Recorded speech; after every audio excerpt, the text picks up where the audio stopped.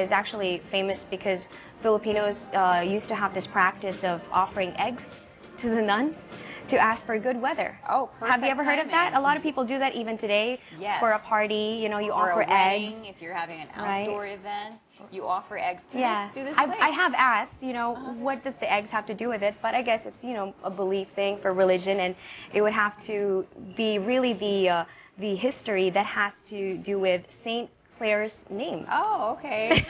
Clare. Saint Clare. And yes, so this tradition was inspired by Saint Clare. Clara in the Spanish language means clear weather. Oh, I did not know that. So there you go. Hence the egg offering. Others also say that offering a dozen eggs stands for good weather for the 12 months of the year. Just FYI, you guys. Good morning. Welcome to Daybreak. I'm Claire Saldran. I'm Roanna Jamir, sitting in for Hillary Isaac. And Pat Fernandez will be joining us later from our Weather Center for today's forecast. It's Tuesday, August 5th, and here are some of the stories coming our way. Let's start off with Filipino workers in Libya. 11,000 of them choose to risk their lives in the conflict-stricken North African country rather than lose the means to support their families back home. Now, back here in the country, local government units in the metro will start apprehending trucks for hire and colorum buses, despite an LTFRB order not to do so. In local politics, there are talks of the Liberal Party eyeing Vice President Jejomar Binay as its candidate in the 2016 presidential elections. And an outpouring of speeches against President Aquino's State of the Nation address last week, with 2 more congressmen expected to deliver their contrasonas today. All right, it's a full lineup today. Time to get the show moving with this.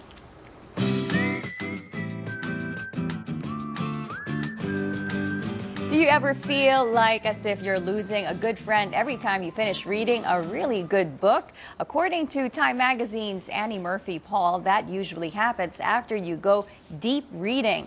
Based on the 2006 and 2009 studies of York University, psychologist Raymond Marr and University of Toronto cognitive psychology professor Keith Oatley, those who read fiction are more empathetic than and can entertain other ideas while still retaining their own.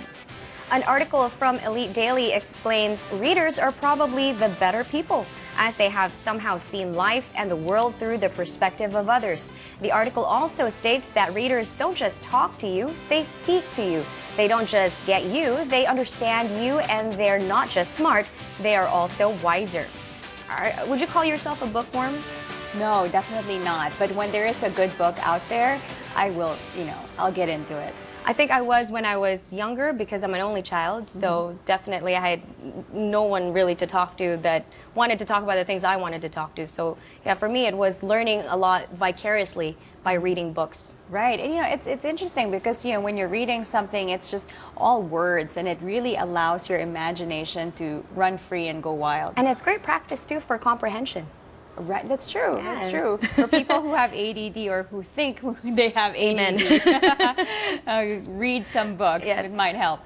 Well, that said, here's a quote from British writer and broadcaster Jeanette Winterson. She once said, "Books and doors are the same thing. You open them and you go through into another world."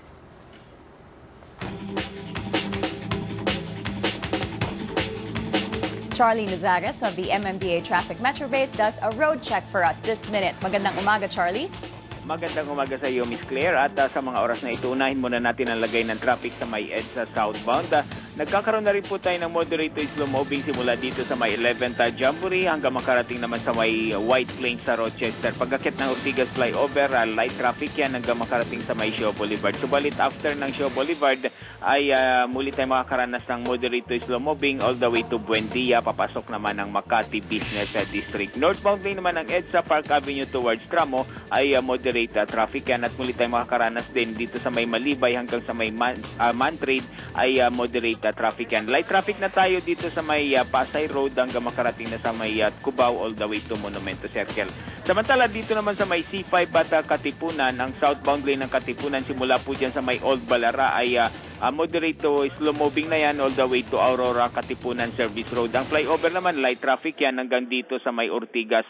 At pagsapit ng Tiendesitas ay nakakaranas na muli tayo ng moderate to slow moving hanggang makarating na dito sa may Bagong Ilog flyover pababa ng Pasig Boulevard ground level. Northbound lane naman ng C5 Green Meadows to Libis U-turn slot ay moderate traffic yan at muling masusundan pagsapit ng Aurora Katipunan flyover pag-akyat ay moderate to heavy traffic hanggang makarating naman dyan sa may CP Garcia. Samantala, number coding natin ngayong araw ng Martes ay ending number 3 and 4 at ongoing na po yan sa Metro Manila hanggang alas 7 ng gabi. Meron naman tayong window hour sa pagitan po ng alas 10 ng umaga hanggang alas 3 ng hapon na pwedeng bumiyahe ang mga affected vehicles maliban lamang po sa Makati at Las Piñas. Para naman sa karagdagang mga traffic advisory at emergency assistance, maaari kayong tumawag sa ating MMDA hotline 136. Mula pa rin dito sa tanggapan ng MMDA Metro Base, Charlie Nosares nag-uulat. Maraming salamat, Charlie. From the roads to the skies, Pat Fernandez checks today's temperatures for us. Good morning, Pat. Good morning, Claire, and good morning to all our daybreakers this Tuesday morning. As of 4 a.m., Typhoon Jose was last spotted 745 kilometers east of Apari, Cagayan. It currently has maximum sustained winds of 165 kilometers per hour and gustiness of up to 200 kilometers per hour. Jose, which is moving at a north-northwest direction, is still enhancing the effect of the southwest monsoon or habagat, and this is affecting most of Luzon today. Meanwhile, Ilocos region and central Luzon will have habagat-induced rains, and this may trigger some flash flood and landslides. Meanwhile, Metro Manila and other parts of Luzon will just have some occasional rains later on the day. Cloudy skies are up in the Visayas with light to moderate rains, as Mindanao will also have some isolated rain showers and thunderstorms. For a wind forecast, moderate to strong winds from the southwest will prevail over Luzon and Visayas, and from the south here in Mindanao, making coastal waters everywhere moderate to rough. Now, let's take a look here in Luzon. Rains will dampen the cities of Legazpi, Tagaytay, Calapan, Lawag, Baguio City, and Puerto Princesa. Meanwhile, thunderclouds loom over Tuguegarao. And here in the metro, we still can expect a rainy day ahead as temperatures soar from 24 to 29 degrees Celsius. Well, in the Visayas, same wet weather will prevail in Cebu, Tagbilaran, Borongan, Dumaguete, Iloilo, and Tacloban. And finally, in Mindanao, Cotabato, General Santos, and Butuan will also have their share of rains, while Davao, Zamboanga, and Cagayan de Oro will experience some thunderstorms later on the day. That's the latest on the weather this morning. Back to you, Claire and Roanna. Thanks, Pat. And now let's take a look at the major dailies. For today, Tuesday, it is August 5, and for the Philippine Daily Inquirer, banner story today reads, "Better in Libya than PH." And this is pertaining to our OFWs currently in Libya who are refusing to go back to the Philippines because of fear of lack of jobs that will be welcoming them once they return. And this is really a sad thing where you have Filipinos and any human being who chooses to be in danger rather than flee to safety, despite the fact that the government has offered to pay for their tickets to return to the Philippines. But there is an urging from the government of the country that the government will be assisting these OFWs with jobs once they return home. And over here we have a photo of conjoined twins. This is actually a photo of Clarence and Carl Aguirre. They were born joined by the head, and in the beginning this article says that the mother was told that she would have to unfortunately choose only one of the boys, but fortunately 2 years later they found a doctor who was able to separate the twin boys successfully, and now here is a bigger photo on the front page of Philippine Daily Inquirer showing the two boys healthy, and they've got helmets on, something that definitely they won't be able to do if they were still conjoined. So I think this is a great story for today, this Tuesday, on the Philippine Daily Inquirer. You've got the mother there, definitely happy about the health of her two twin boys who are probably able to skateboard now, or perhaps ride their bicycle now that they have been successfully separated. So that is a great story. Let's take a look at the next major dailies, and this is from the Philippine Star.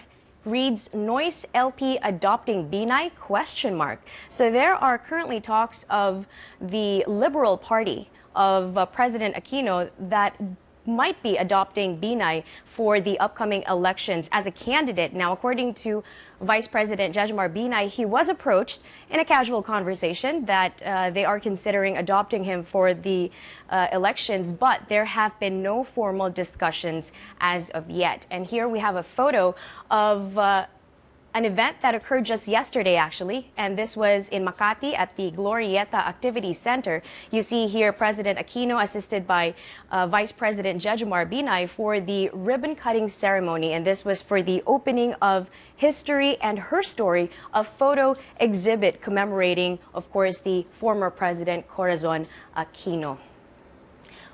On the upper left-hand corner of the Philippine Star, we have Sandigan suspends Bong senior aide. So this story tells us that Senator Bong Revilla is now being suspended for 90 days together with his former chief of staff, Richard Cambe. So we'll have to see further the status of this proceeding as more and more of those who have been alleged together with the multi-billion peso pork barrel scam are being suspended one by one. Let's take a look at the next major dailies, and this is for the Manila Bulletin. And the banner story reads, OFWs take risks in Libya. And this is once again the same as the one earlier from Inquirer, talking about how there are currently 13,000 Filipinos in Libya, but only 1,700 of the 13,000 are willing to fly back home and flee for their safety. And we see here a photo of Egyptians, actually, together with many other nationals who are currently trying to escape the conflict that is happening in Libya, leaving for their own countries. So they're all queuing up with all their bags and leaving Libya. So hopefully we see more of our Filipinos do the same. And the bottom left corner of the Manila Bulletin, we have in the entertainment section that reads, The Calm Before the Storm. And this is actually coincidentally a perfect time, I suppose, for a movie to be released in the country, because during the month of July and August is when we have a lot of storms and a lot of rains.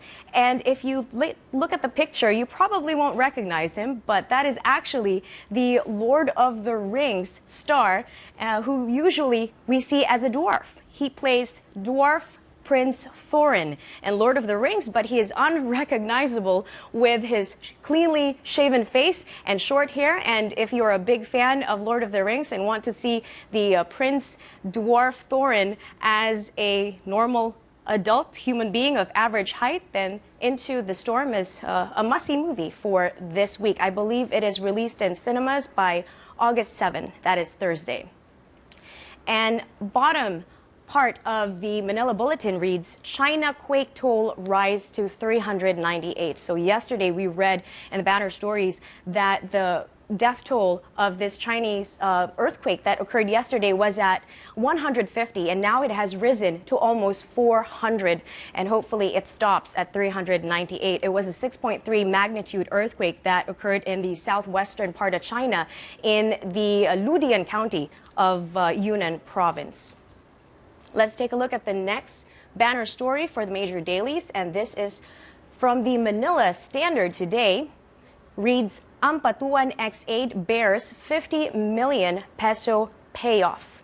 So this is where a former employee of Ampatuan Sr. who turned state witness, and he turned state witness against his ex-boss in the Maguindanao massacre case, and accused Justice Undersecretary Francisco Baraan III and other public prosecutors who are supposedly part of striking a 50 million peso deal, which was a bribery deal with the Ampatuan patriarch. So we've got photos here of De Lima, Saliao, and Santos as well. And on the bottom left corner, Sandigan suspends Revilla and Cambe, same as the other banner story of Revilla being suspended for 90 days together with his former chief of staff. And above here, we have more trust SC than Congress, and this is according to a Pulse survey. So amid the ongoing controversies of the DAP and PDAF, more people are trusting the Supreme Court than the Congress, according to a survey conducted by Pulse. Let's take a look at the next major dailies for the Manila Times. Here we have two key issues snag Bangsamoro talks. So once again, it's been 2 months since the initial draft was submitted, but still no finalization yet as to what exactly will happen with the BLL, or BBL rather, which is the Bangsamoro Basic Law. This will be replacing what we now have as the ARMM, or the Autonomous Region of Muslim Mindanao. So according to this, there are two things hindering the final draft from being put in place. And once again, over here, we have Sandigan suspends Revilla, same story. Above here, it reads, is a self-taught man running our government? So many critics are saying that the president of the country right now is a self-taught man and are questioning his credibility to running a country. And what they're saying is that he is an autodidact. Personally, I think an autodidact is something that is good, but I suppose if you're running the country, then it's a different story. An autodidact is someone who is able to learn things on their own without having somebody else teach him or her those skills. Let's take a look at the next banner story for today, and this is for the Business Insight. Malaya Business Insight front story reads, slow credit growth in ASPAC. So this is pertaining to the slow growth in the Asia-Pacific region with regards to banks, specifically countries like Malaysia, Singapore, China, Thailand, including the Philippines, are experiencing slow economic growth, and this will hinder a lot of things. Mainly, it will include a slow credit growth as well as tighter loan monitoring. So it'll be difficult to start borrowing money or loaning for houses, for example, but hopefully this improves in the next few months, if not years. And now we have the banner story for Business World. Reads, Tax Bureau spurns plea from business. So this is the BIR now assuring the public that they will keep their word in tightening the withholding tax reporting. For example, some of the regulations that they're trying to put in place right now is to prohibit labeling a lump sum of money simply as one account and labeling it as various accounts, which means every single one of those accounts will have to be defined specifically, and that is in line with their promise of a closer monitoring for the withholding tax. And over here we have Racing to Prosperity, and this is a poll of the gross regional domestic product from 2012 to 2013, starting from the very bottom at only 3.6% growth rate is ARMM, or the Muslim Mindanao. And the top three, we have Ilocos at the third spot at 7.7% growth, Cordillera at 6% growth, and topping it all off is Metro Manila at 9.1% growth. So to find out more about this, together with the stocks in the Asian market and the international market, Business World is the newspaper to check out. And I believe that is it for today's Major Dailies.